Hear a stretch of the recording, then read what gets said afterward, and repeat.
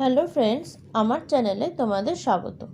আজকে আমি তোমাদের সামনে যে বিষয় নিয়ে এসেছি তা হলো রবীন্দ্রনাথ ঠাকুরের রচিত মণিহারা। তো শুরু করছি। সেই জীর্ণপ্রায় বাঁধা ঘাটের ধারে আমার বোট লাগানো ছিল। তখন সূর্য অস্ত গিয়াছে। বোটের ছাদের উপরে মাঝি নামাজ পড়িতেছে।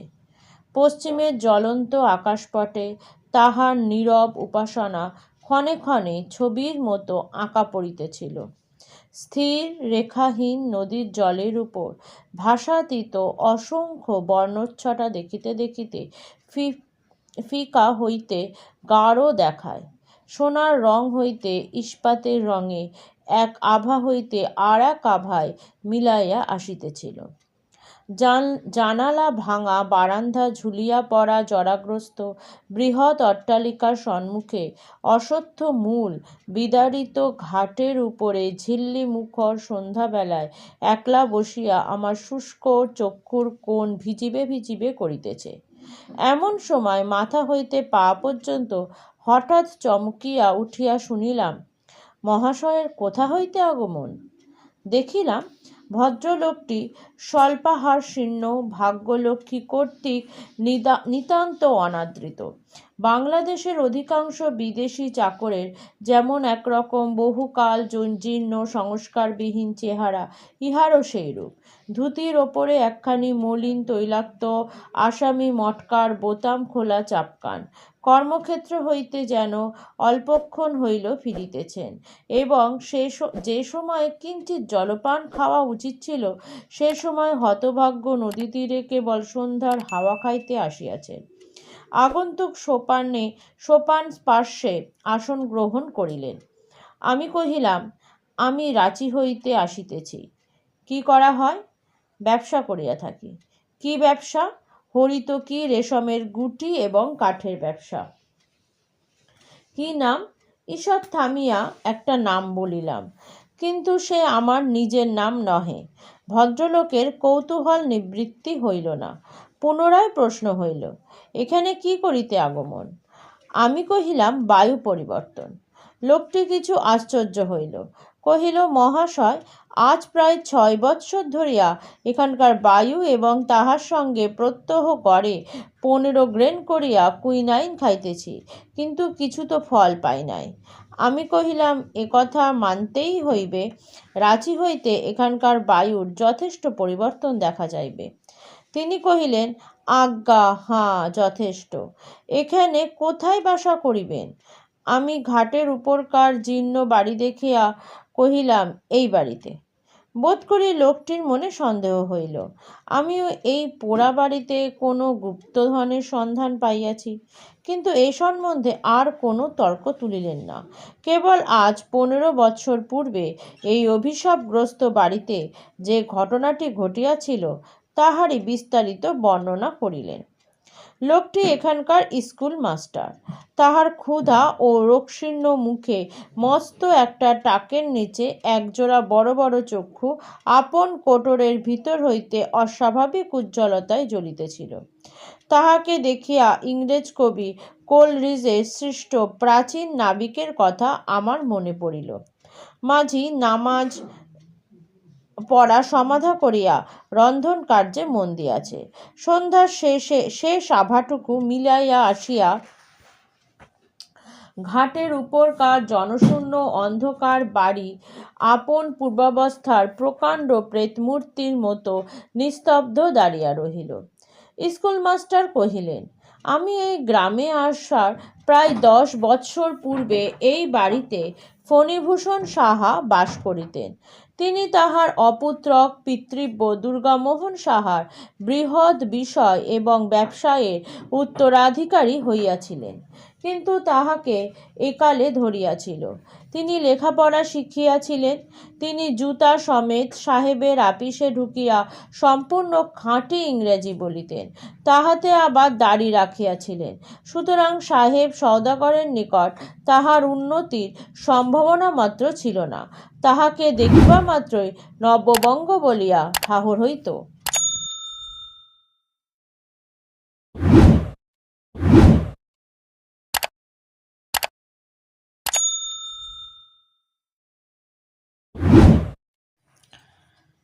আবার ঘরের মধ্যেও এক উপসর্গ জুটিয়াছিল।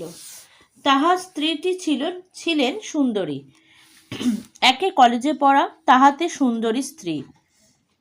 সুতরাং সেকালের চালচলন আর রহিল না। এমনকি ব্যাম হইলে অ্যাসিস্ট্যান্ট সার্জেন্টকে ডাকা হইত। অসন বসন ভূষণও এই পরিমাণে বাড়িয়া উঠিতে লাগিল। মহাশয় নিশ্চয়ই বিবাহিত। অতএব এ কথা আপনাকে বলাই বাহুল্য যে সাধারণত স্ত্রী জাতি কাঁচা আম, ঝাল লঙ্কা এবং কড়া স্বামী ভালোবাসে। যে দুর্ভাগ্য পুরুষ নিজের স্ত্রীর ভালোবাসা হইতে বঞ্চিত, সে যে কুশ্রী অথবা নির্ধন তাহা নয়, সে নিতান্ত নিরীহ। যদি জিজ্ঞাসা করেন কেন এমন হইল, আমি এ সম্বন্ধে অনেক কথা ভাবিয়া রাখিয়াছি। যাহার যা প্রবৃত্তি এবং ক্ষমতা, সেটার চর্চা না করিলে সে সুখী হয় না। শিঙে শান দেবার জন্য হরিণ শক্ত গাছের গুড়ি খোঁজে, কলা গাছে তাহার শিং ঘষিবার সুখ হয় না। নরনারীর ভেদ হইয়া অবধি স্ত্রীলোক দুরন্ত পুরুষকে নানা কৌশলে ভুলাইয়া বশ করিবার বিদ্যাচর্চা করিয়া আসিতেছে। যে স্বামী আপনি বশ হইয়া বসিয়া থাকে, তাহার স্ত্রী বেচারা একেবারেই বেকার। সে তাহার মাতামহীদের নিকট হইতে শতলক্ষ বৎসরের শান যে উজ্জ্বল বরুণাস্ত্র, অগ্নিবাণ ও নাগপাশ বন্ধনগুলি পাইয়াছিল, তাহা সমস্ত নিষ্ফল হইয়া যায়। স্ত্রীলোক পুরুষকে ভুলাইয়া নিজের শক্তিতে ভালোবাসা আদায় করিয়া লইতে চায়। স্বামী যদি ভালো মানুষ হইয়া অবসরটুকু না দেয়, তবে স্বামীর অদৃষ্ট মন্দ এবং স্ত্রীরও ততোধিক। নব্যসভ্যতার শিক্ষামন্ত্রে পুরুষ আপন স্বভাবসিদ্ধ বিধাতা দত্ত সমূহৎ বর্বরতা হারাইয়া আধুনিক দাম্পত্য সম্বন্ধটাকে এমন শিথিল করিয়া ফেলিয়াছে। অভাগা ফণিভূষণ আধুনিক সভ্যতার কাল হইতে অত্যন্ত ভালো মানুষটি হইয়া বাহির হইয়া আসিয়াছিল। ব্যবসায়েও সে সুবিধা করিতে পারিল না, দাম্পত্যেও তাহার তেমন সুযোগ ঘটে নাই। ফণিভূষণের স্ত্রী মণিমালিকা বিনা চেষ্টায় আদর, বিনা অশ্রুবর্ষণে ঢাকায় শাড়ি এবং বিনা দুর্জয় মানে বন্ধ লাভ করিত। এইরূপে তাহার নারী প্রকৃতি এবং সেই সঙ্গে তাহার ভালোবাসা নিশ্চেষ্ট হইয়া গিয়াছিল। সে কেবল গ্রহণ করিত, কিছু দিত না। তাহার নিরীহ এবং নির্বোধ স্বামীটিকে মনে করিত দানই বুঝি প্রতিদান পাইবার উপায়। একেবারে উল্টোটা বুঝিয়াছিল আর কি। ইহার ফল হলো এই যে স্বামীকে সে আপন ঢাকাই শাড়ি এবং বাজুবন্ধ যোগাইবার যন্ত্রস্বরূপ জ্ঞান করিত। যন্ত্রটিও এমন সুচারু যে কোনোদিন তাহার চাকায় এক ফোঁটা তেল যোগাইবারও দরকার হয় নাই। ফণিভূষণের জন্মস্থান ফুলবেড়ে, বাণিজ্য স্থান এখানে। কর্মানুরোধে এখানেই তাহাকে অধিকাংশ সময় থাকিতে হয়। ফুলবেড়ের বাড়িতে তাহার মা ছিল না, তবু পিসি, মাসি ও অন্য 5 জন ছিল। কিন্তু ফণিভূষণ পিসি, মাসি ও অন্য 5 জনের উপকারার্থেই বিশেষ করিয়া সুন্দরী স্ত্রী ঘরে আনে নাই। সুতরাং স্ত্রীকে সে 5 জনের কাছ থেকে আনিয়া এই কুঠিতে একলা নিজের কাছেই রাখিল। কিন্তু অন্যান্য অধিকার হইতে স্ত্রীর অধিকারের প্রভেদ এই যে, স্ত্রীকে 5 জনের কাছে হইতে বিচ্ছিন্ন করিয়া একলা নিজের কাছে রাখিলেই যে সবসময় বেশি করিয়া পাওয়া যায়, তাহা নহে। স্ত্রীর বেশি কথাবার্তা কহিত না। পাড়া প্রতিবেশিনীদের সঙ্গেও তাহার মেলামেশা ছিল না। ব্রত উপলক্ষ করিয়া 2 ব্রাহ্মণকে খাওয়ানো বা বৈষ্ণবীকে 2 পয়সা ভিক্ষা দেওয়া কখনো তাহার দ্বারা ঘটে নাই। তাহার হাতে কোনো জিনিস নষ্ট হয় না।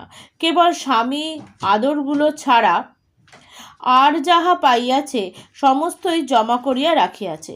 আশ্চর্যের বিষয় এই যে সে নিজের অপরূপ যৌবনশ্রী হইতেও যেন লেশমাত্র অপব্যয় ঘটিতে দেয় নাই। লোকে বলে 24 বৎসর বয়সের সময়ও তাহাকে 14 বৎসরের মতো কাঁচা দেখিতেছিল। যাহাদের হৃৎপিণ্ড বরফের পিণ্ড, যাহাদের বুকের মধ্যে ভালোবাসার জ্বালা যন্ত্রণা স্থান পায় না, তাহারা বোধ করি সুদীর্ঘকাল তাজা থাকে। তাহারা কৃপণের মতো অন্তরে বাহিরে আপনাকে জমাইয়া রাখিতে পারে। ঘন পল্লবিত অতি সতেজ লতার মতো বিধাতা মণিমালিকাকে নিষ্ফলা করিয়া রাখিলেন, তাহাকে সন্তান হইতে বঞ্চিত করিলেন, অর্থাৎ তাহাকে এমন একটা কিছু দিলেন না যাহাকে সে আপন লোহার সিন্ধুকের মণিমাণিক্য অপেক্ষা বেশি করিয়া বুঝিতে পারে, যাহা বসন্ত প্রভাতে নবসূর্যের মতো আপন কোমল উত্তাপে তাহার হৃদয়ের বরফপিণ্ডটা গলাইয়া সংসারের উপর একটা স্নেহ নির্ঝর বহাইয়া দেয়। কিন্তু মণিমালিকা কাজকর্মেও মজবুত ছিল, কখনোই সে লোকজন বেশি রাখে নাই। সে যে কাজ তাহার দ্বারা সাধ্য সে কাজ কেহ বেতন লইয়া যাইবে ইহা সে সহিতে পারিত না। সে কাহারোর জন্য চিন্তা করিত না, কাহাকেও ভালোবাসিত না, কেবল কাজ করিত এবং জমা করিত। এই জন্য তাহার রোগ শোক তাপ কিছুই ছিল না। অপরিমিত স্বাস্থ্য, অবিচলিতা শান্তি এবং সঞ্চয়মান সম্পদের মধ্যে সে সবলে বিরাজ করিত। অধিকাংশ স্বামীর পক্ষে ইহাই যথেষ্ট। যথেষ্ট কেন, ইহাই দুর্লভ। অঙ্গের মধ্যে কটিদেশ বলিয়া একটা ব্যাপার আছে, যা তাহা কোমরের ব্যথা না হইলে মনে পড়ে না। গৃহের আশ্রয় স্বরূপে স্ত্রী যে একজন আছে, ভালোবাসার তাড়নায় তাহা পদে এবং 24 ঘন্টা অনুভব করার নাম ঘরকন্যার কোমরে ব্যথা। নিরতিশয় পতিব্রতাটা স্ত্রীর পক্ষে গৌরবের বিষয়, কিন্তু পতির পক্ষে আরামের নহে। আমার তো এইরূপ মত। মহাশয়, স্ত্রীর ভালোবাসা ঠিক কতটা পাইলাম, ঠিক কতটুকু কম পড়িল, অতি সূক্ষ্ম নিক্তি ধরিয়া তাহা অহরহ তৈল করিতে বসা কি পুরুষ মানুষের কর্ম? স্ত্রী আপনার কাজ করুক, আমি আপনার কাজ করি, ঘরের মোটা হিসাবটা এই। অব্যক্তের মধ্যে কতটা ব্যক্ত, ভাবের মধ্যে কতটুকু অভাব, সুস্পষ্টের মধ্যেও কি পরিমাণ ইঙ্গিত, অনুপরমাণুর মধ্যে কতটা বিপুলতা। ভালোবাসাবাসী তত সুসূক্ষ্ম বোধশক্তি বিধাতা পুরুষ মানুষকে দেন নাই, দিবার প্রয়োজনও হয় নাই। পুরুষ মানুষের তিল পরিমাণ অনুরাগ বিরাগের লক্ষণ হইয়া মেয়েরা বটে ওজন করিতে বসে। কথার মধ্যে কহিত আসল ভঙ্গিটুকু এবং ভঙ্গির মধ্যে হইতে আসল কথাটুকু চিরিয়া চিবিয়া চুনিয়া বাহির করিতে থাকে। কারণ পুরুষের ভালোবাসায় মেয়েদের বল, তাহাদের জীবন ব্যবসার মূলধন। ইহারই হওয়ার গতিক লক্ষ্য করিয়া ঠিক সময় ঠিক মতো পাল ঘুরাইতে পারিলে তবেই তাহাদের তরণী তরিয়া যায়। এই জন্যই বিধাতা ভালোবাসা মানযন্ত্রটি মেয়েদের হৃদয়ের মধ্যে ঝুলাইয়া দিয়াছেন, পুরুষদের দেন নাই। কিন্তু বিধাতা যাহা দেন নাই, সম্প্রতি পুরুষরা সেটি সংগ্রহ করিয়া লইয়াছেন। কবিরা বিধাতার উপর টেক্কা দিয়া সেই দুর্লভ যন্ত্রটি, এই দিগদর্শন যন্ত্র শলাকাটি নির্বিচারে সর্বসাধারণের হস্তে দিয়াছেন। বিধাতার দোষ দিই না, তিনি মেয়ে পুরুষকে যথেষ্ট ভিন্ন করিয়া সৃষ্টি করিয়াছিলেন, কিন্তু সভ্যতার সে ভেদ আর থাকলে না। এখন মেয়েও পুরুষ হইতেছে, পুরুষও মেয়ে হইতেছে, সুতরাং ঘরের মধ্যে হইতে শান্তি ও শৃঙ্খলা বিদায় হইল। এখন শুভ বিবাহের পূর্বে পুরুষকে বিবাহ করিতেছে না মেয়েকে বিবাহ করিতেছে, তাহা কোনো মতে নিশ্চয় করিতে না পারিয়া বরকন্যা উভয়েরই চিত্ত আশঙ্কায় দুরু দুরু করিতে থাকে। আপনি বিরক্ত হইতেছেন, একলা পড়িয়া থাকি, স্ত্রীর নিকট হইতে নির্বাসিত, দূর হইতে সংসারের অনেক নিগূঢ় তত্ত্ব মনের মধ্যে উদয় হয়।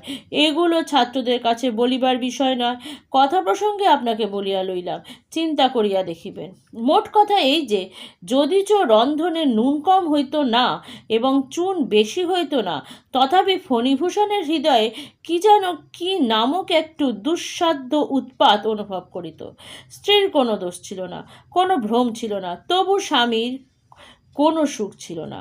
সে তাহার সহধর্মিণী শূন্য গহ্বর হৃদয় লক্ষ্য করিয়া কেবল হীরা মুক্তোর গহনা ঢালিত, কিন্তু সেগুলো পড়িত গিয়া লোহার সিন্ধুকে, হৃদয় শূন্যই থাকিত। খুড়া দুর্গামোহনের ভালোবাসা এত সূক্ষ্ম করিয়া বুঝিত না, এত কাতর হইয়া চাহিত না, এত প্রচুর পরিমাণ দিত না, অথচ খুড়ির নিকট হইতে তাহা অজস্র পরিমাণে লাভ করিত। ব্যবসায়ী হইতে গেলে নব্যবাবু হইলে চলে না, এবং স্বামী হইতে গেলে পুরুষ হওয়া দরকার, এ কথায় সন্দেহ মাত্র করিবেন না। ঠিক এই সময় শৃগালগুলো নিকটবর্তী ঝোপের মধ্য হইতে অত্যন্ত উচ্চস্বরে চিৎকার করিয়া উঠিল। মাস্টারমশাইয়ের গল্পস্রোতে মিনিট কয়েকের জন্য বাধা পড়িল। ঠিক মনে হইল সেই অন্ধকারে সভাভূমিতে কৌতুকপ্রিয় শৃগাল সম্প্রদায় স্কুল মাস্টারের ব্যাখ্যাত দাম্পত্য নীতি শুনিয়াই হোক বা নব সভ্যতা দুর্বল ফণিভূষণের আচরণেই হোক রহিয়া রহিয়া অট্টহাস্য করিয়া উঠিতে লাগিল। তাহাদের ভাবোচ্ছ্বাস নিবৃত্ত হইয়া জলস্থল দ্বিগুণতর নিস্তব্ধ হইলে পর মাস্টার সন্ধ্যার অন্ধকারে তাহার বৃহৎ উজ্জ্বল চক্ষু পাকাইয়া গল্প বলিতে লাগিলেন। ফণিভূষণের জটিল এবং বহু বিস্তৃত ব্যবসায়ে হঠাৎ একটা ফাঁড়া উপস্থিত হইল। ব্যাপারটা কি তাহা আমার মতো অব্যবসায়ীর পক্ষে বোঝা এবং বোঝানো শক্ত। মোদ্দা কথা, সহসা কি কারণে বাজারে তাহার ক্রেডিট রাখা কঠিন হইয়া পড়িয়াছিল। যদি কেবলমাত্র 5টা দিনের জন্য সে কোথা হইতে 1,00,000 টাকা বাহির করিতে পারে, বাজারে একবার বিদ্যুতের মতো সেই টাকাটার চেহারা দেখাইয়া যায়, তাহা হইলে মুহূর্তের মধ্যে এই সংকট উত্তীর্ণ হইয়া তাহার ব্যবসায় পাল ভরে চলিতে পারে। টাকাটার সুযোগ হইতেছিল না। স্থানীয় পরিচিত মহাজনদের নিকট হইতে ধার করিতে প্রবৃত্ত হইয়াছে। এইরূপ জনরব উঠিলে তাহার ব্যবসায় দ্বিগুণ অনিষ্ট হইবে আশঙ্কায় তাহাকে অপরিচিত স্থানে ঋণের চেষ্টা করিতে হইতেছিল। সেখানে উপযুক্ত বন্ধক না রাখিলে চলে না। গহনা বন্ধক রাখিলে লেখাপড়া এবং বিলম্বের কারণ থাকে না, চটফট এবং সহজেই কাজ হইয়া যায়। ফণিভূষণ একবার স্ত্রীর কাছে গেল। নিজের স্ত্রীর কাছে স্বামী যেমন সহজভাবে চাইতে পারে, ফণিভূষণ তেমন করিয়া চাইবার ক্ষমতা ছিল না। সে দুর্ভাগ্যক্রমে নিজের স্ত্রীকে ভালোবাসিত, যেমন ভালোবাসা কাব্যের নায়ক কাব্যের নায়িকাকে বাসে, যে ভালোবাসায় সন্তর্পণে পদক্ষেপ করিতে হয় এবং সকল কথা মুখে ফুটিয়া বাহির হইতে পারে না, যে ভালোবাসার প্রবল আকর্ষণ সূর্য এবং পৃথিবীর আকর্ষণের ন্যায় মাঝখানে একটা অতি দূর ব্যবধান রাখিয়া দেয়। তথাপি তেমন দায়ে পড়িলে কাব্যের নায়ককেও প্রেয়সীর নিকট হুন্ডি এবং বন্ধক এবং হ্যান্ড নোটের প্রসঙ্গ তুলিতে হয়, কিন্তু সুর বাঁধিয়া যায়, বাক্যস্খলন হয়। এমন সকল পরিষ্কার কাজের কথার মধ্যেও ভাবের জরিমা ও বেদনা বেপুথু আসিয়া উপস্থিত হয়। হতভাগ্য ফণিভূষণ স্পষ্ট করিয়া বলিতে পারিল না, ওগো, আমার দরকার হইয়াছে, তোমার গয়নাগুলো দাও। কথাটা বলিল, অথচ অত্যন্ত দুর্বলভাবে বলিল। মণিমালিকা যখন কঠিন মুখ করিয়া হাঁ না কিছুই উত্তর করিল না, তখন সে একটা অত্যন্ত নিষ্ঠুর আঘাত পাইল, কিন্তু আঘাত করিল না, কারণ পুরুষোচিত বর্বরতা লেশমাত্র তাহার ছিল না। যেখানে জোর করিয়া কাড়িয়া লওয়া উচিত ছিল, সেখানে সে আপনার আন্তরিক ক্ষোভ পর্যন্ত চাপিয়া গেল। যেখানে ভালোবাসার একমাত্র অধিকার সর্বনাশ হইয়া গেলেও যেখানে বলকে প্রবেশ করিতে দিবে না, এই তাহার মনের ভাব। এ সম্বন্ধে তাহাকে যদি ভৎসনা করা যাইত, তবে সম্ভবত সে এইরূপ সূক্ষ্ম তর্ক করিত যে বাজারে যদি অন্যায় কারণে আমার ক্রেডিট না থাকে, তবে তাই বলিয়া বাজার লুটিয়া লইবার অধিকার আমার নাই। স্ত্রী যদি স্বেচ্ছাপূর্বক বিশ্বাস করিয়া আমাকে গহনা না দেয়, তবে তাহা আমি কাড়িয়া লইতে পারি না। বাজারে যেমন ক্রেডিট, ঘরে তেমনি ভালোবাসা। বাহুবল কেবলমাত্র রণক্ষেত্রে। পদে পদে এইরূপ অত্যন্ত সূক্ষ্ম তর্কসূত্র কাটিবার জন্যই কি বিধাতা পুরুষ মানুষকে এরূপ উদার, এরূপ প্রবল, এরূপ বৃহদাকার করিয়া নির্মাণ করিয়াছিলেন? তাহার কি বসিয়া অত্যন্ত সুকুমার চিত্তবৃত্তকে নিরতিশয় তনিমার সহিত অনুভব করিবার অবকাশ আছে, না ইহা তাহাকে শোভা পায়? যাহা হোক, আপন উন্নত হৃদয়বৃত্তের গর্বে স্ত্রীর গহনা স্পর্শ না করিয়া ফণিভূষণ অন্য উপায়ে অর্থ সংগ্রহের জন্য কলিকাতায় চলিয়া গেল। সংসারে সাধারণত স্ত্রীকে স্বামী যতটা চেনে, স্বামীকে স্ত্রী তার চেয়ে অনেক বেশি চেনে। কিন্তু স্বামীর প্রকৃতি যদি অত্যন্ত সূক্ষ্ম হয়, তবে স্ত্রীর অনুবীক্ষণে তাহার সমস্তটা ধরা পড়ে না। আমাদের ফণিভূষণকে ফণিভূষণের স্ত্রী ঠিক বুঝিত না। স্ত্রীলোকের অশিক্ষিত পটুত্ব সে সকল বহুকালগত প্রাচীন সংস্কারের দ্বারা গঠিত। নব্যপুরুষেরা তাহার বাহিরে গিয়া পড়ে। ইহারা একরকমের, ইহারা মেয়ে মানুষের মতোই রহস্য হইয়া উঠিতেছে। সাধারণ পুরুষ মানুষের যে কটা বড় বড় কোটা আছে, অর্থাৎ কেহ বা বর্বর, কেহ বা নির্বোধ, কেহ বা অন্ধ, তাহার মধ্যে কোনোটাতে ইহাদিগকে ঠিক মতো স্থাপন করা যায় না। সুতরাং মণিমালিকার পরামর্শের জন্য তাহার মন্ত্রীকে ডাকিল। গ্রাম সম্পর্কে অথবা দূর সম্পর্কের মণিমালিকার এক ভাই ফণিভূষণের কুঠিতে গোমাস্তার অধীনে কাজ করিত। তাহার এমন স্বভাব ছিল না যে কাজের দ্বারা উন্নতি লাভ করে। কোনো একটা উপলক্ষ করিয়া আত্মীয়তার জোরে বেতন এবং বেতনেরও বেশি কিছু সংগ্রহ করিত। মণিমালিকা তাহাকে ডাকিয়া সকল কথা বলিল, জিজ্ঞাসা করিল, এখন পরামর্শ কি? সে অত্যন্ত বুদ্ধিমানের মতো মাথা নাড়িল, অর্থাৎ গতিক ভালো নহে। বুদ্ধিমানেরা কখনোই গতিক ভালো দেখে না। সে কহিল, বাবু কখনোই টাকা সংগ্রহ করিতে পারিবে না। শেষকালে তোমার এ গহনাতেই টান পড়িবে। মণিমালিকা মানুষকে যেরূপ জানিত তাহাতে বুঝিল এইরূপ হওয়াই সম্ভব এবং ইহাই সঙ্গত। তাহার দুশ্চিন্তা সুতীব্র হইয়া উঠিল। সংসারে তাহার সন্তান নাই, স্বামী আছে বটে, কিন্তু স্বামীর অস্তিত্ব সে অন্তরের মধ্যে অনুভব করে না। অতএব যাহা তাহার একমাত্র যত্নের ধন, যাহা তাহার ছেলের মতো ক্রমে ক্রমে বৎসরে বৎসরে বাড়িয়া উঠিতেছে, যাহা রূপক মাত্র নহে, যাহা প্রকৃতই সোনা, যাহা মানিক, যাহা বক্ষের, যাহা কণ্ঠের, যাহা মাথার, সেই অনেক দিনের অনেক সাধের সামগ্রী এক মুহূর্তেই ব্যবসার অতল স্পর্শর গহ্বরের মধ্যে নিক্ষিপ্ত হইবে, ইহা কল্পনা করিয়াই তাহার সর্বশরীর হিম হইয়া আসিল। সে কহিল, কি করা যায়? মধুসূদন কহিল, গহনাগুলো লইয়া এই বেলা বাপের বাড়ি চলো। গহনার কিছু অংশ, এমনকি অধিকাংশই যে তাহার ভাগে আসিবে। বুদ্ধিমান মধু মনে মনে তাহার উপায় ঠাউরাইল। মণিমালিকা এ প্রস্তাবে তৎক্ষণাৎ সম্মত হইল। আষাঢ় শেষে সন্ধ্যাবেলায় এই ঘাটের ধারে একখানি নৌকা আসিয়া লাগিল। ঘন মেঘাচ্ছন্ন প্রত্যুষে নিবিড় অন্ধকারে নিদ্রাহীন ভেকের কলরবের মধ্যে একখানি মোটা চাদরে পা হইতে মাথা পর্যন্ত আবৃত করিয়া মণিমালিকা নৌকায় উঠিল। মধুসূদন নৌকার মধ্য হইতে জাগিয়া উঠিয়া কহিল, গহনার বাক্সটা আমার কাছে দাও। মণি কহিল, সে পরে হইবে, এখন নৌকা খুলিয়া দাও। নৌকা খুলিয়া দিল। খরস্রোতে হু হু করিয়া ভাসিয়া গেল।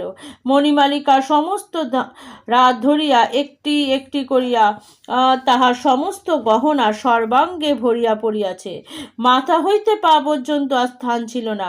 বাস্কে করিয়া গহনা লইলে সে বাস্ক হাতছাড়া হইয়া যাইতে পারে, এই আশঙ্কা তাহার ছিল। কিন্তু গায়ে পড়িয়া গেলে তাহাকে না বধ করিয়া সে গহনা কেউ লইতে পারিবে না। সঙ্গে কোনো প্রকার বাস্ক না দেখিয়া মধুসূদন কিছু বুঝিতে পারিল না। মোটা চাদরের নিচে যে মণিমালিকার দেহপ্রাণের সঙ্গে সঙ্গে দেহপ্রাণের অধিক গহনাগুলি আচ্ছন্ন ছিল, তাহা সে অনুমান করিতে পারে নাই। মণিমালিকা ফণিভূষণকে বুঝিত না বটে, কিন্তু মধুসূদনকে চিনিতে তাহার বাকি ছিল না। মধুসূদন গোমাস্তার কাছে একখানা চিঠি রাখিয়া গেল যে সে কর্তৃকে পিত্রালয়ে পৌঁছিয়া দিতে রওনা হইল। গোমাস্তা ফণিভূষণের বাপের আমলে। সে অত্যন্ত বিরক্ত হইয়া হর্ষ ইকারে, দীর্ঘ ইকারে এবং দন্তস্ব তালবস্য করিয়া মনিবকে এক পত্র লিখিল। ভালো বাংলা লিখিল না, কিন্তু স্ত্রীকে অযথা প্রশ্রয় দেয়া যে পুরুষোচিত নহে, এ কথাটা ঠিক মতো প্রকাশ করিল। ফণিভূষণ মণিমালিকার মনের কথাটা ঠিক বুঝিল। তার মনে এই আঘাতটা প্রবল হইল যে আমি গুরুতর ক্ষতি সম্ভাবনা সত্ত্বেও স্ত্রীর অলঙ্কার পরিত্যাগ করিয়া প্রাণপণ চেষ্টায় অর্থ সংগ্রহে প্রবৃত্ত হইয়াছি, তবু আমাকে সন্দেহ, আমাকে আজও চিনিল না। নিজের প্রতি যে নিদারুণ অন্যায় ক্রুদ্ধ হওয়া উচিত ছিল, ফণিভূষণ তাহাতে ক্ষুব্ধ হইল মাত্র।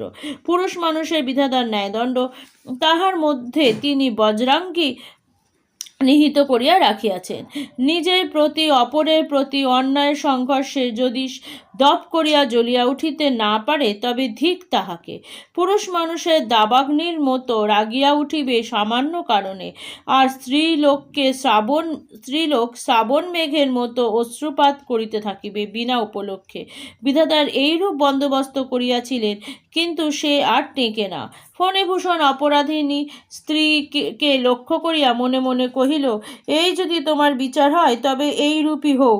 আমার কর্তব্য আমি করিয়া যাইব।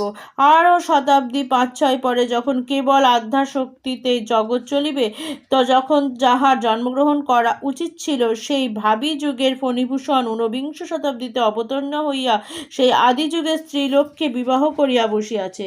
শাস্ত্রে যাহার বুদ্ধিকে প্রলয়ঙ্কারী বলিয়া থাকে। ফণিভূষণ স্ত্রীর এক অক্ষর পত্র লিখিল না এবং মনে মনে প্রতিজ্ঞা করিল এ সম্বন্ধে স্ত্রীর কাছে কখনো সে কোনো কথার উল্লেখ করিবে না। কি ভীষণ দণ্ডবিধি!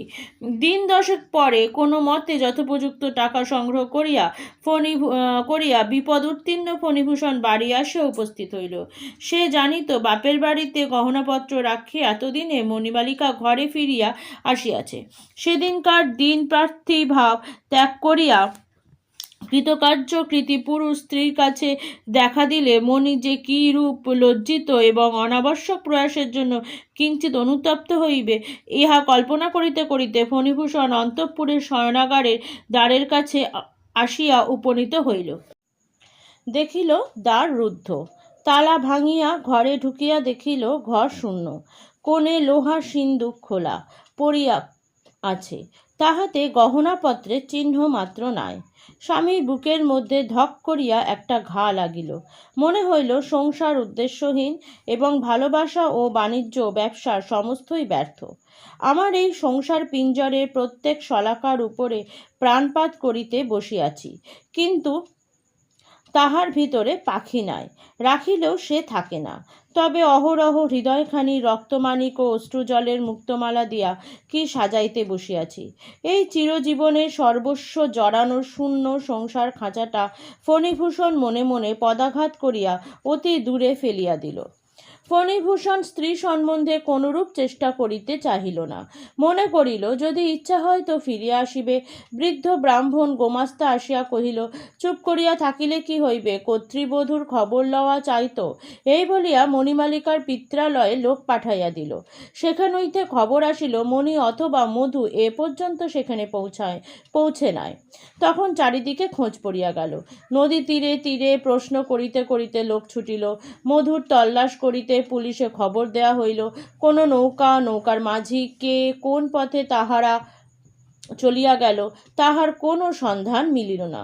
সর্বপ্রকার আশা ছাড়িয়া দিয়া একদিন ফণিভূষণ সন্ধ্যাকালে তাহার পরিত্যক্ত শয়নগৃহের মধ্যে প্রবেশ করিল। সেদিন জন্মাষ্টমী। সকাল হইতে অবিশ্রান্ত বৃষ্টি পড়িতেছে। উৎসব উপলক্ষে গ্রামের প্রান্তরে একটা মেলা বসে, সেখানে আটচালার মধ্যে বারোয়ারির যাত্রা আরম্ভ হইয়াছে। মুষলধারায় বৃষ্টিপাত শব্দে যাত্রার গানের সুর মৃদুতর হইয়া কানে আসিয়া প্রবেশ করিতেছে। ওই যে বাতায়নের উপর শিথিল কবজা দরজাটা খুলিয়া পড়িয়াছে, ওইখানে ফণিভূষণ অন্ধকারে একলা বসিয়াছিল। বাদলার হাওয়া, বৃষ্টির ছাট এবং যাত্রার গান ঘরের মধ্যে প্রবেশ করিতেছিল। কোনো খেয়ালই ছিল না। ঘরের দেয়ালে আর্ট স্টুডিও রচিত লক্ষ্মী সরস্বতীর একজোড়া ছবি টাঙানো, আলনার ওপরে একটি গামছা ও তোয়ালে, একটি চুড়ি পেরে ও একটি ডুরে শাড়ি সদ্য ব্যবহারযোগ্য পাকানো ঝুলিয়া রহিয়াছে। ঘরের কোণে টিপাইয়ের ওপর পিতলের ডিবায় মণিমালিকার স্বহস্ত রচিত গুটি কতক পান শুষ্ক হইয়া পড়িয়া আছে। কাঁচের আলমারির মধ্যে তাহার আবল্য সঞ্চিত চীনের পুতুল, এসেন্সের শিশি, রঙিন কাচের ডিকান্টার, শৌখিন তার, সমুদ্রের বড় বড় কড়ি, এমনকি শূন্য সাবানের বাক্সগুলি পর্যন্ত অতি পরিপাটি করিয়া সাজানো। যে অতি ক্ষুদ্র গোল বিশিষ্ট ছোট শখের কেরোসিন ল্যাম্প সে নিজে প্রতিদিন প্রস্তুত করিয়া স্বহস্তে জ্বালাইয়া কুলঙ্গিটির ওপর রাখিয়া দিত, তাহা যথাস্থানে নির্বাপিত এবং ম্লান হইয়া দাঁড়িয়ে আছে। কেবল সেই ক্ষুদ্র ল্যাম্পটি ওই শয়নকক্ষে মণিমালিকার শেষ মুহূর্তের নিরুত্তর সাক্ষী। সমস্ত শূন্য করিয়া সে চলিয়া যায়। সেও এত চিহ্ন, এত ইতিহাস, সমস্ত জড় সামগ্রীর ওপর আপন সজীব হৃদয়ে এত স্নেহ স্বাক্ষর রাখিয়া যায়। এসো মণিমালিকা, এসো। তোমার দীপটি তুমি জ্বালাও, তোমার ঘরটি তুমি আলো করো, আয়নার সম্মুখে দাঁড়িয়া তোমার যত্নকুঞ্চিত শাড়িটি তুমি পরো। তোমার জিনিসগুলি তোমার জন্য অপেক্ষা করিতেছে। তোমার কাছ হইতে কেহ কিছু প্রত্যাশা করে না।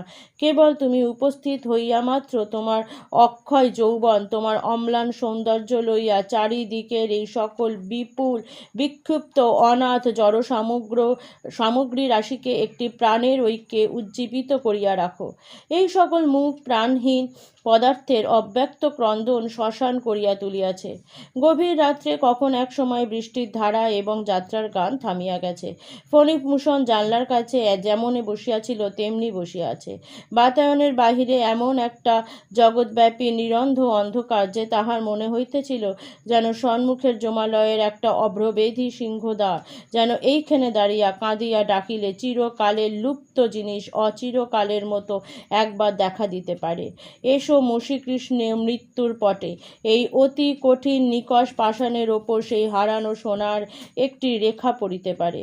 এমন সময় একটা টকটক শব্দের সঙ্গে গহনার ঝমঝম শব্দ শোনা গেল। ঠিক মনে হইল শব্দটা নদীর ঘাটের ওপর হইতে উঠিয়া আসিতেছে। তখন নদীর জল এবং রাত্রির অন্ধকার এক হইয়া মিশিয়া গিয়াছিল। পুলকিত ফণিভূষণ দুই উৎসুক চক্ষু দিয়া অন্ধকার ঠেলিয়া ফুরিয়া ফুরিয়া দেখিতে চেষ্টা করিতে লাগিল। স্ফীত হৃদয় এবং ব্যগ্র দৃষ্টি ব্যথিত হইয়া উঠিল। কিছুই দেখা গেল না। দেখিবার চেষ্টা যতই একান্ত বাড়িয়া উঠিল, অন্ধকার ততই যেন ঘনীভূত, জগৎ ততই যেন ছায়াবৎ হইয়া আসিল। প্রকৃতি নিশীথ রাত্রে আপন মৃত্যু নিকেতনের গবাক্ষ দ্বারে অকস্মাৎ অতিথি সমাগম দেখিয়া দ্রুত হস্তে আরও একটা বেশি করিয়া পর্দা ফেলিয়া দিল। শব্দটা ক্রমে ঘাটের সর্বোচ্চ সোপানতল ছাড়িয়া বাড়ির দিকে অগ্রসর হইতে লাগিল। বাড়ির সম্মুখে আসিয়া থামিল। দেউড়ি বন্ধ করিয়া দারোয়ান যাত্রা শুনিতে গিয়াছিল। তখন সেই রুদ্ধ দ্বারের ওপর ঠক ঠক ঝমঝম করিয়া ঘা পড়িতে লাগিল, যেন অলঙ্কারের সঙ্গে সঙ্গে একটা শক্ত জিনিস দ্বারের উপর আসিয়া পড়িতেছে।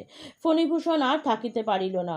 নির্বাণ দ্বীপ কক্ষগুলি পার করিয়া অন্ধকারে সিঁড়ি দিয়া নামিয়া রুদ্ধদ্বারের নিকট আসিয়া উপস্থিত হইল। দ্বার বাহির হইতে তালাবন্ধ ছিল। ফণিভূষণ প্রাণপণে দুই হাতে সেই দ্বার নাড়া দিতেই সেই সংঘাতে এবং তাহার শব্দে চমকিয়া জাগিয়া উঠিল। দেখিতে পাইল সে নিদ্রিত অবস্থায় উপর হইতে নিচে নামিয়া আসিয়াছিল।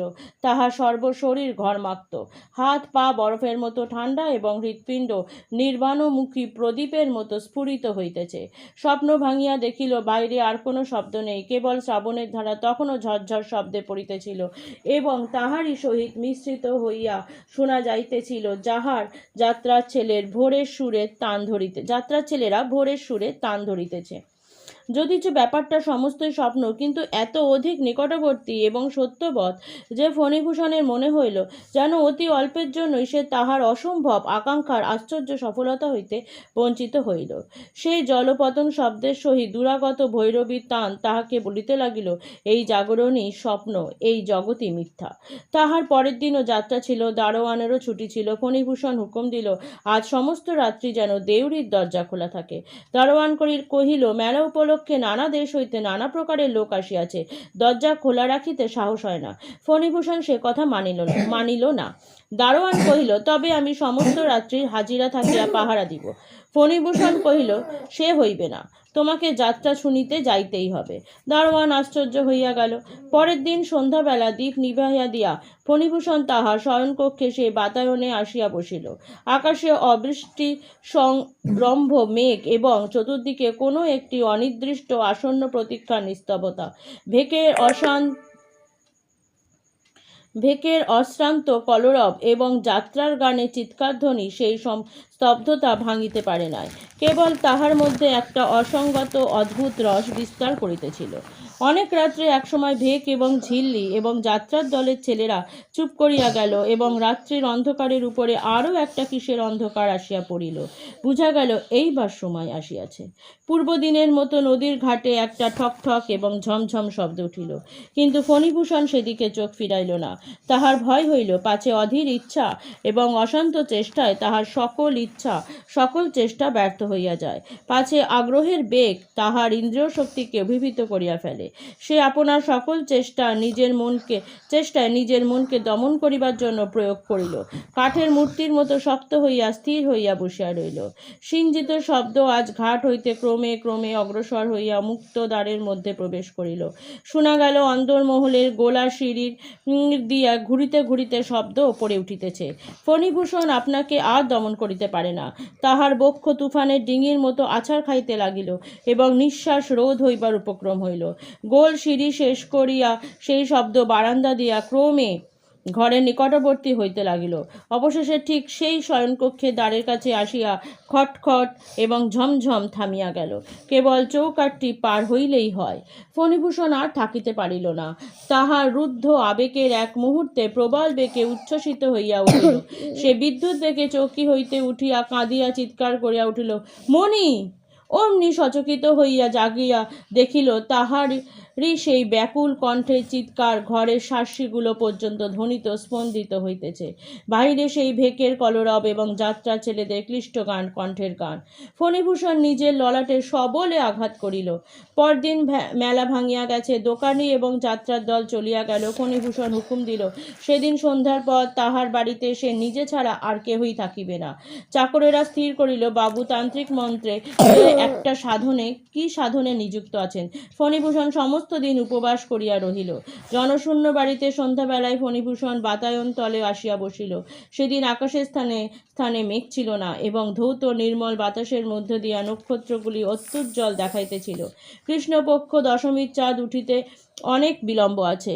মেলা উত্তীর্ণ হইয়া যাওয়াতে পরিপূর্ণ নদীতে নৌকা মাত্রই ছিল না এবং উৎসব জাগরণ ক্লান্ত গ্রাম 2 রাত্রি জাগরণের পর আজ গভীর নিদ্রায় নিমগ্ন। ফণিভূষণ একখানা চৌকিতে বসিয়া চৌকির পিঠের ওপর মাথা অর্ধমুখ করিয়া তারা দেখিতেছিল। ভাবিতেছিল, একদিন যখন তাহার বয়স ছিল 19, তখন কলিকাতার কলেজে পড়িত, যখন সন্ধ্যাকালে গোলদিঘি তৃণশয়নে চিত হইয়া হাতের ওপর মাথা রাখিয়া ওই অনন্তকালের তারাগুলির দিকে চাহিয়া থাকিত এবং মনে পড়িত তাহার সেই নদীকূলবর্তী শ্বশুরবাড়ির একটি বিরল কক্ষে 14 বছরের বয়ঃসন্ধিগতা মণির সেই উজ্জ্বল কাঁচা মুখখানি। তখনকার সেই বিরহ কি সুমধুর! তখনকার সেই তারাগুলি আলোকস্পন্দন হৃদয়ের যৌবন স্পন্দনের সঙ্গে কি বিচিত্র বসন্ত রাগেন জ্যোতিতালাভাং বাজিয়া বাজিয়া উঠিত। আজ সেই একই তারা আগুন দিয়া আকাশে মোহমুগ্ধ করে শ্লোক কয়টা লিখিয়া রাখিয়াছে। বলিতেছে, সংসারও হই মতি বিচিত্র। দেখিতে দেখিতে তারাগুলি সমস্ত লুপ্ত হইয়া গেল। আকাশ হইতে একখানা অন্ধকার নামিয়া এবং পৃথিবী হইতে একখানা অন্ধকার উঠিয়া চোখের উপরকার এবং নিচেরকার পল্লবের মতো একত্র আসিয়া মিলিত হইল। আজ ফণিভূষণের চিত্ত শান্ত হইল। সে নিশ্চিত জানিত, আজ তাহার অভীষ্ট সিদ্ধ হইবেই। সাধকের নিকট মৃত্যু আপন রহস্য উদ্ঘাটন করিয়া দিবে। পূর্বরাত্রির মতো সেই শব্দ নদীর জলের মধ্য হইতে ঘাটের সোপানের ওপরে উঠিল। ফণিভূষণ 2 চক্ষু নির্মিলিত করিয়া স্থির দৃঢ়চিত্তে ধ্যানাসনে বসিল। শব্দ দ্বারীশূন্য দেউড়ির মধ্যে প্রবেশ করিল। শব্দ জনশূন্য অন্তঃপুরে গোল সিঁড়ির মধ্যে দিয়ে ঘুরিয়া উঠিতে লাগিল। শব্দ দীর্ঘ বারান্দা পার হইল এবং শয়নকক্ষের দ্বারের কাছে আসিয়া ক্ষণকালের জন্য থামিল। ফণিভূষণের হৃদয় ব্যাকুল এবং সর্বাঙ্গ কণ্টকিত হইয়া উঠিল, কিন্তু আজ সে চক্ষু খুলিল না। শব্দ চৌকাঠ পার হইয়া অন্ধকারে ঘরের মধ্যে প্রবেশ করিল। আনলায় যেখানে শাড়ি কোচানো আছে, কুলঙ্গিতে যেখানে কেরোসিনের দ্বীপ দাঁড়াইয়া, টিপাইয়ার ধারে যেখানে পানের বাটায় পান শুষ্ক এবং সেই বিচিত্র সামগ্রীপূর্ণ আলমারির কাছে প্রত্যেক জায়গায় একবার করিয়া দাঁড়াইয়া অবশেষে শব্দটা ফণিভূষণের অত্যন্ত কাছে আসিয়া থামিল। তখন ফণিভূষণ চোখ মেলিল এবং দেখিল ঘরে নবোদিত দশমীর চন্দ্রালোক আসিয়া প্রবেশ করিয়াছে এবং তাহার চৌকির ঠিক সম্মুখে একটি কঙ্কাল দাঁড়াইয়া। সেই কঙ্কালের 8 আঙুলের আংটি, করতলে রতনচক্র, প্রকোষ্ঠে বালা, বাহুতে বাজুবন্ধ, গলায় কণ্ঠি, মাথায় সিঁথি, তাহার আপাদমস্তকে অস্থিতে অস্থিতে এক একটি আভরণ সোনায় হীরায় ঝকঝক করিতেছে। অলঙ্কারগুলি ঢলঢল করিতেছে, কিন্তু অঙ্গ হইতে খসিয়া পড়িতেছে না। সর্বাপেক্ষা ভয়ঙ্কর তাহার অস্থিময় মুখে তাহার 2 চক্ষু ছিল সজীব। সেই কালো তারা, সেই ঘন দীর্ঘ পক্ষ, সেই সজল উজ্জ্বল, সেই অবিচলিত দৃঢ় শান্ত দৃষ্টি। আজ 18 বছর পূর্বে একদিন আলোকিত সভাগৃহে নহবতে আলাপের মধ্যে ফণিভূষণ যে দুটি আয়ত সুন্দর কালো কালো ঢলো ঢলো চোখ শুভদৃষ্টির প্রথমে দেখিয়াছিল, সেই দুটি চোখই আজ শ্রাবণের অর্ধরাত্রে কৃষ্ণপক্ষ দশমীর চন্দ্রকিরণে দেখিয়া তাহার সর্বশরীরের রক্ত হিম হইয়া আসিল। প্রাণপণে দুই চক্ষু বুঝিতে চেষ্টা করিল, কিছুতেই পারিল না। তাহার চক্ষু মৃত মানুষের মতো নির্নিমেষে চাহিয়া রহিল। তখন সেই কঙ্কাল ফণিভূষণের মুখের দিকে তাহার দৃষ্টি স্থির রাখিয়া দক্ষিণ হস্ত তুলিয়া নীরবে অঙ্গুলি সংকেতে ডাকিল। তাহার 4 আঙুলের অস্থিতে হীরের আংটি ঝকমক করিয়া উঠিল। ফণিভূষণ মুড়ের মধ্যে উঠিয়া দাঁড়াইয়া কঙ্কালের দ্বারের অভিমুখে চলিল। হাড়েতে হাড়েতে গহনায় গহনায় কঠিন শব্দ হইতে লাগিল। ফণিভূষণ পাশবদ্ধ পুত্তুলির মতো তাহার পশ্চাৎ পশ্চাৎ চলিল। বারান্দা পার হইল। নিবিড় অন্ধকার গোল সিঁড়ি ঘুরিয়া খটখট ঠকঠক ছমছম করিতে করিতে নিচে উত্তীর্ণ হইল। নিচেকার বারান্দা পার হইয়া জনশূন্য দ্বীপহীন দেউড়িতে প্রবেশ করিল। অবশেষে দেউড়ি পার হইয়া ইটের খোয়া দেয়া বাগানের রাস্তায় বাহির হইয়া পড়িল। খোয়াগুলি অস্থিপাতে কর করিতে লাগিল। সেখানে ক্ষীণ জ্যোৎস্নার ঘন ডালপালার মধ্যে আটক হইয়া কোথাও নিষ্কৃতির পথ পাইতেছিল না। সেই বর্ষার নিবিড় গন্ধ অন্ধকারে ছায়াপথ জোনাকি ঝাঁকের মধ্য দিয়ে উভয়ে নদীর ঘাটে আসে উপস্থিত হইল। ঘাটের যে ধাপ বাহিয়া শব্দ পড়ে উঠিয়াছিল, সেই ধাপ দিয়া অলঙ্কৃত ও কঙ্কাল তাহার আন্দোলনহীন ঋজু গতিতে কঠিন শব্দ করিয়া এক পা নামিতে লাগিল। পরিপূর্ণ বর্ষা নদীর প্রবল স্রোতে জলের ওপর জ্যোৎস্নার একটি দীর্ঘ রেখা চিকচিক করিতেছে। কঙ্কাল নদীতে নামিল। অনুবর্তী ফণিভূষণও জলে পা দিল। জলস্পর্শ করিবা মাত্র ফণিভূষণের তন্দ্রা ছুটিয়া গেল। সম্মুখে আর তাহার পথপ্রদর্শক নেই। কেবল নদী পারাপারের গাছগুলো স্তব্ধ হইয়া দাঁড়াইয়া এবং তাহাদের মাথার উপরে খণ্ড চাঁদ শান্ত অবাকভাবে চাহিয়া আছে। আপাদমস্তক বারংবার শিহরিয়া স্খলিত পদে ফণিভূষণ স্রোতের মধ্যে পড়িয়া গেল। যদিও সাঁতার জানিত, কিন্তু স্নায়ু তাহার বশ মানিল না। স্বপ্নের মধ্যে হইতে কেবল মুহূর্ত মাত্র জাগরণের প্রান্তে আসিয়া পরক্ষণে অতল স্পর্শ সুপ্তির মধ্যে নিমগ্ন হইয়া গেল। গল্প শেষ করিয়া স্কুল মাস্টার খানিকক্ষণ থামিলেন।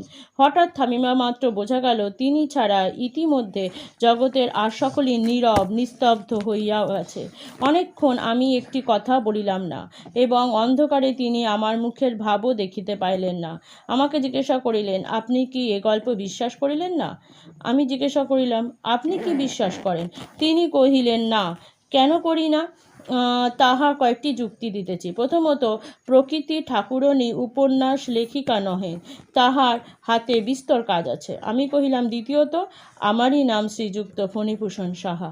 স্কুল মাস্টার কিছুমাত্র লজ্জিত না হইয়া কহিলেন, আমি তাহলে ঠিকই অনুমান করিয়াছিলাম। আপনার স্ত্রীর নাম কি ছিল? আমি কহিলাম, নৃত্যকালী। তো বন্ধুরা, এখানেই আমি শেষ করলাম আজকের মতো আমার ভিডিও। নেক্সট ভিডিওর জন্য একটু অপেক্ষা করো, আর আমার সাথে এভাবেই থাকো, পাশে থাকো। আর যারা এখনও আমার চ্যানেল সাবস্ক্রাইব করোনি, তারা প্লিজ আমার চ্যানেলটি সাবস্ক্রাইব করো, আর সাবস্ক্রাইবের পাশে থাকা বেল আইকনটি ক্লিক করে অল বাটনটি ক্লিক করো। Thank you.